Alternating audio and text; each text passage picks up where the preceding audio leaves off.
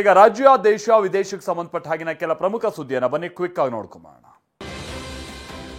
Gold smuggling ಕೇಸ್ನಲ್ಲಿ lock ಆಗಿರುವ ರನ್ಯಾ ರಾವ್ಗೆ ಜೈಲೇ ಗತಿಯಾಗಿದೆ. ಪರಪ್ಪನ ಅಗ್ರಹಾರದಲ್ಲಿರುವ ರನ್ಯಾ ಜಾಮೀನು ಅರ್ಜಿ ವಜಾಗೊಂಡಿದೆ. ಜಾಮೀನು ಸಿಕ್ಕರೂ ರನ್ಯಾ ಜೈಲಿನಲ್ಲೇ ಇರಬೇಕಾದ ಸ್ಥಿತಿ ಬಂದಿದೆ. ಯಾಕಂತಂದ್ರೆ ರನ್ಯಾ ರಾವ್ ವಿರುದ್ಧ ಕಾಫಿ ಪೋಸಾ ಕಾಯ್ದೆಯನ್ನ ಹಾಕಲಾಗಿದೆ. ಅಂತ ಅಂದ್ರೆ ವಿದೇಶಿ ವಿನಿಮಯ ಸಂರಕ್ಷಣೆ ಮತ್ತು ಕಳ್ಳ ಸಾಗಣೆ ಚಟುವಟಿಕೆ ನಿಯಂತ್ರಣ ಕಾಯ್ದೆಯನ್ನ ರನ್ಯಾ ವಿರುದ್ಧ ಹಾಕಲಾಗಿದ್ದು, ಈ ಕಾಯ್ದೆಯಡಿ ಜಾಮೀನು ಸಿಕ್ಕರೂ 1 ವರ್ಷದ ತನಕ ಜೈಲಿನಲ್ಲೇ ಇರಬೇಕಾಗುವುದು.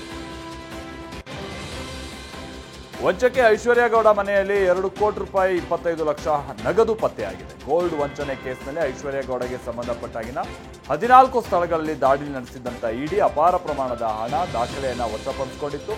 ಇದೀಗ ಇಡಿ ಪತ್ರಿಕಾ ಪ್ರಕಟಣೆ ಹೊರಡಿಸಿದ್ದು, ಐಶ್ವರ್ಯ ಗೌಡ ಮನೆಯಲ್ಲಿ 2.25 ಕೋಟಿ ಪತ್ತೆ ಆಗಿರೋದಾಗಿ ತಿಳಿಸಿದೆ. ಮಾಜಿ ಸಚಿವ ವಿನಯ್ ಕುಲಕರ್ಣಿ ಮನೆ ಮೇಲೆ ಇಡಿ ದಾಳಿ ರಾಜಕೀಯ ಪ್ರೇರಿತ ಅನ್ನುವ ಸಿದ್ದರಾಮಯ್ಯ ಆರೋಪಕ್ಕೆ ವಿಪಕ್ಷ ನಾಯಕ ಆರ್ ಅಶೋಕ್ ತಿರುಗೇಟನ್ನು ಕೊಟ್ಟಿದ್ದಾರೆ. ಅಕ್ರಮ ಹಣ ವರ್ಗಾವಣೆ ಬಗ್ಗೆ ತನಿಖೆ ಮಾಡಿದ್ದು ಪೊಲೀಸರು, ಪ್ರಕರಣ ದಾಖಲಿಸಿಕೊಂಡಿದ್ದು ಪೊಲೀಸರು.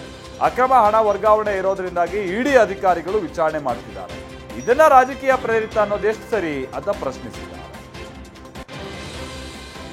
ಜೆಡಿಎಸ್ ಒಂದು ರಾಜಕೀಯ ಪಕ್ಷವೇ ಅಲ್ಲ ಅಂತ ಸಿಎಂ ಸಿದ್ದರಾಮಯ್ಯ ವಾಗ್ದಾಳಿ ನಡೆಸಿದ್ದಾರೆ. ಮೈಸೂರಿನ ಯುವ ಕಾಂಗ್ರೆಸ್ ಸಮಾವೇಶದಲ್ಲಿ ಜೆಡಿಎಸ್ ಪಕ್ಷಕ್ಕೆ ಒಂದು ಸಿದ್ಧಾಂತವೇ ಇಲ್ಲ, ಜೆಡಿಎಸ್ ನಾಯಕರದ್ದು ಬರೀ ಅವಕಾಶವಾದಿ ರಾಜಕಾರಣ ಅಂತ ವಾಗ್ದಾಳಿ ನಡೆಸಿದ್ದಾರೆ.